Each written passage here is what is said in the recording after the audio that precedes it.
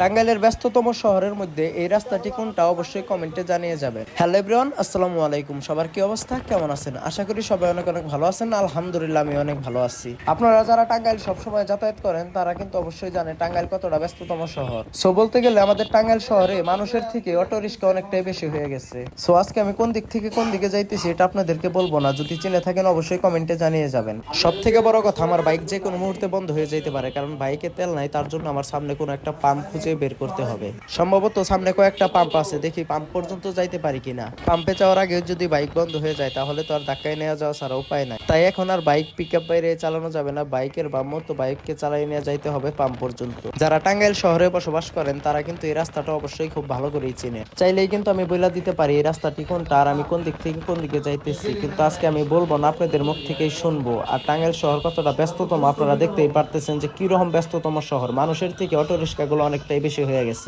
এই জায়গায় auto rickshaw খুব কমই দেখতে পারতেছি, কিন্তু আমি এখন যতটা আগায় যাবো ততই অটো রিক্সার দেখা পাবো। আর এখন আমি যে জায়গায় আছি এই রাস্তাটা খুবই জনপ্রিয়, খুবই নাম করা। আপনারা হয়তো বা অনেকেই চেনেন, আবার অনেকেই চেনেন না। তবে টাঙ্গাইল ডিস্ট্রিক্টে যারা থাকেন তারা সবাই এই রাস্তাটা বা এই জায়গাটা খুব ভালো করেই চেনেন। সম্ভবত সামনে একটা পাম্প আছে, ওই পাম্প পর্যন্ত আমার যেভাবেই হোক যেতে হবে।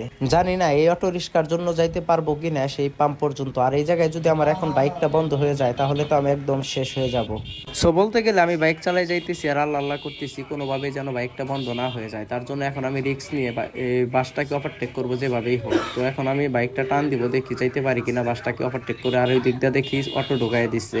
সো সামনেই কিন্তু পাম্প, সম্ভবত এই জায়গা থেকে আরো সর্বোচ্চ লাগলে 1 মিনিট লাগবে। এই যে এই জায়গায় একটি স্ট্যান্ড আছে, এই জায়গায় যত প্রকারের প্রাইভেট কার, অ্যাম্বুলেন্স, সকল প্রকারের গাড়ি এই জায়গায় পাওয়া যায়। সো এই জায়গায় কিন্তু এই যে অবশেষে কিন্তু আমরা পাম্পের কাছাকাছি চলে আসছি। হয়তো বা আর 30 সেকেন্ডের মধ্যে পাম্পে পৌঁছায় যাবো, আল্লাহ আল্লাহ করে যাইতে পারলে আমি বাঁচি। সো বলতে বলতে আলহামদুলিল্লাহ আমরা পাম্পে চলে আসছি। আর এই জায়গায় এসে দেখি অনেকগুলো সিএনজি সিরিয়ালে দাঁড়ায় রয়েছে। আর এই জায়গায় দেখি 5-6টা বাইকও দাঁড়ায় রয়েছে তেল নেওয়ার জন্য। এখন আমি সিরিয়ালে পড়লাম, দেখি আমি চিবিতে সামনে যাইতে পারি কিনা। সম্ভবত আমার সামনের যে বাইক ওইটাই তেল নেওয়া হয়ে গেছে, এখন সে বের হবে। আমি সাইডে দেখি সামনে আগে যাইতে পারি কিনা। সো আমি কিন্তু সামনে অলরেডি চলে আসছি। সম্ভবত এই জায়গায় 1 মিনিট লেট হতে পারে, কারণ অনেকগুলা বাইক দাঁড়ায় আছে সিরিয়ালে তেল নেওয়ার জন্য।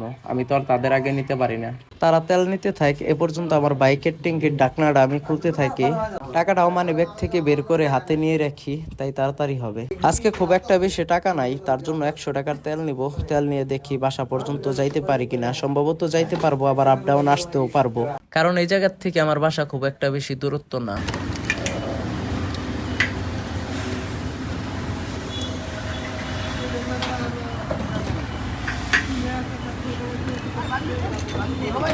সো অবশেষে বাইকের তেল নেওয়া শেষ। আর এখন আমি পাম্প থেকে বের হয়ে যাব নতুন বাস স্ট্যান্ডের ওই দিকে। আমি ফার্স্টে ভাবছি এই জায়গায় অনেকটাই লেট হবে, কিন্তু যতটা লেটের কথা আমি ভাবছি ততটা লেট হয় নাই। সো আজকের ভিডিও পর্যন্তই। সবাই ভালো থাকবেন, সুস্থ থাকবেন। আর ভিডিওটি ভালো লাগলে অবশ্যই একটি লাইক কমেন্ট করে শেয়ার করে যাবেন। আর যারা যারা সম্পূর্ণ ভিডিও দেখছেন তাদেরকে জানাই অসংখ্য ধন্যবাদ।